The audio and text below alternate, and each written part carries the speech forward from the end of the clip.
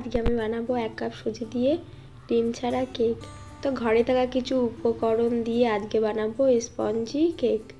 তো চলো দেখে নাও কি করে বানাই। প্রথমে 1 কাপ দুধ দিয়ে দিয়েছি, তারপরে ওই কাপের 1 কাপ সুজি দিয়েছি, তারপরে হাফ কাপ চিনি দিয়ে ভালো করে সুজিটাকে চিনির সঙ্গে মিশিয়ে নিতে হবে। তো দেখো দুধটা দেওয়ার সঙ্গে সঙ্গে সুজির সঙ্গে কিন্তু সুজিটা ভালোভাবে ভিজে গেছে। তো দেখো এবার আমি ভালোভাবে নেড়ে চেড়ে নিচ্ছি। সুজিটা চিনিটা ভালো করে মিশিয়ে নিতে হবে, যেহেতু আমি চিনিটা গুঁড়ো করে নিইনি। তো দেখো এইদিকে আমি সুজি চিনিগুলো ভালো করে মিশিয়ে নিয়েছি এইদিকে। তো দেখো এরকমভাবে মেশাতে হবে। এবারে আমি দিয়ে দেবো হাফ কাপ ময়দা। তো ময়দাটা হাফ কাপ দিতে হবে। যদি একটু পাতলা হয়ে যায় ব্যাটারটা তাহলে একটু সুজি দিয়ে দেবে, কিন্তু ময়দা কিন্তু আর দেওয়া যাবে না। তো দেখো ময়দার সঙ্গে ভালোভাবে আমি মিশিয়ে নিচ্ছি ব্যাটারটা। তো দেখো এইদিকে ময়দাটার সঙ্গেও ব্যাটারটা ভালো করে মেশানো হয়ে গেছে। তো দেখতে পাচ্ছ খুব পাতলাও হয়নি আবার খুব ঘনও হয়নি। তো এইদিকে আমি ব্যাটারটা ঢাকা দিয়ে রেখেছি 10 মিনিট। তো এইদিকে দেখো একটা প্যানের মধ্যে বালু নিয়েছি কিছু। তো দেখো দেখতে পাচ্ছ বালিটা এভাবে দিয়েছি, এর মধ্যে একটা স্ট্যান্ড বসিয়ে দেবো, দিয়ে এটাকে কিছুক্ষণ গরম করতে রেখে দেব। তো এইদিকে ব্যাটারটা একটুখানি খুলে নিয়েছি, এর মধ্যে একটু বেকিং পাউডার দিয়েছি 1 চামচ আর হাফ চামচ বেকিং সোডা। তো এটা ভালোভাবে নাড়িয়ে নিয়েছি, নিয়ে এই ব্যাটারটার মধ্যে এবারে দিয়ে দেবো। এটা ব্যাটারের সঙ্গে মেশানো যাবে না, এটা আলাদা করে মেশালে দেখবে বেশ একটা সুন্দর ভাব চলে আসবে, কেকের মধ্যে একটা স্পঞ্জি স্পঞ্জি ভাব আসবে। তো দেখো এইদিকে আমি ভালো করে ওইটা দিয়ে আবার ভালো করে নেড়ে নিচ্ছি, মানে মিশিয়ে নিচ্ছি বেকিং পাউডার আর সোডাটা দিয়ে। তো এইদিকে আমি একটা অ্যালুমিনিয়ামের বাটি নিয়েছি। তো অ্যালুমিনিয়ামের বাটিটা নিলে কেকটা ভালো হবে। তো দেখো এখানে আমার কাছে বাটার পেপার ছিল না, তো আমি কাগজ দিয়ে এটাকে ভালো করে মাপ করে কেটে নিচ্ছি। দেখো কেমনভাবে।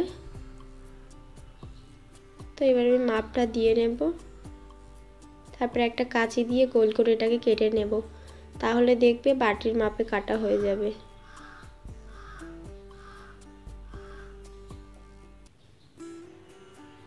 তো দেখতেই পাচ্ছ এটা কাটা হয়ে গেছে। তো আমি আর একটু ঠিক করে নেব, কানাটা একটু বেশি হয়ে গেছে। দেখো আমি আবার ভালো করে কেটে নিচ্ছি।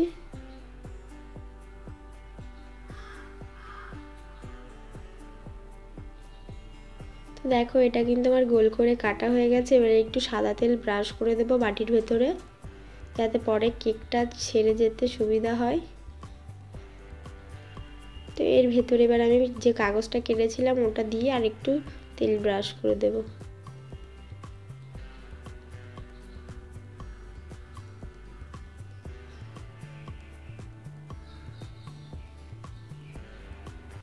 তো আমার তেলটা ব্রাশ করা হয়ে গেছে। এবার যে ব্যাটারটা ছিল না ওটা এর মধ্যে একটু উঁচু করে ঢালবো, যাতে ভেতরে কোনো মানে একটু ফোলা, মানে কেকটা কাটার পরে যে একটু ফাঁপা ফাঁপা থাকে না, ওটা আর হবে না যদি একটু ওপর দিয়ে ফেলি।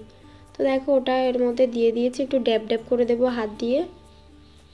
তো এবারে যে বালিটা গরম করতে রেখেছিলাম ওটা খুলে দেখব।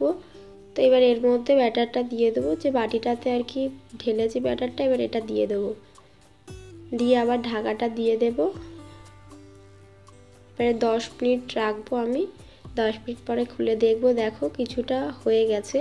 এরপর আমি একটু উপর দিয়ে কিশমিশ দেবো, নাহলে এরপরে যদি বেশিক্ষণ রেখে দিই তাহলে কিশমিশটা ভালো হবে না। যদি প্রথম থেকেই দিতাম না ভেতরে কিশমিশটা চলে যেত। তো দেখো আমি এবারে কিশমিশটা ভালো করে সাজিয়ে নিচ্ছি এর মধ্যে। তো কিশমিশটা সাজালে না দেখতে সুন্দর লাগবে।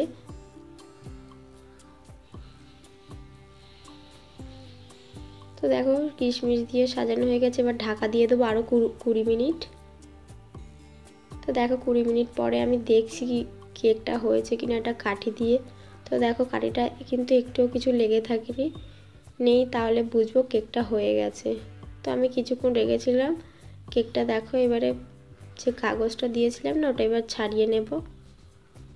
তো দেখতেই পাচ্ছ কেকটা কত ফুলেছে। তো দেখো আমি এবার যে কাগজটা দিয়ে রেখেছিলাম সেটা পরিষ্কার করে, মানে আর কি পরিষ্কার করে নিচ্ছি।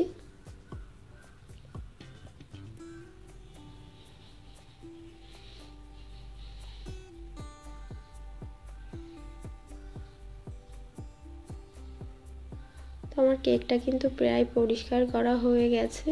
তো এবার আমি আপনাদেরকে কেকটা কেটে দেখাচ্ছি কতটা স্পঞ্জি হয়েছে। তো দেখতে পাচ্ছ কতটা ফুলেছে কেকটা। তো দেখো কতটা নরম হয়েছে। তো তোমাদেরকে আমি ভেঙে দেখাচ্ছি, একবার দেখো। দেখতে পাচ্ছ কতটা সুন্দর হয়েছে কেকটা। তো আজকে ভিডিওটা এখানেই শেষ করছি। আশা করছি আপনাদের ভালো লেগেছে।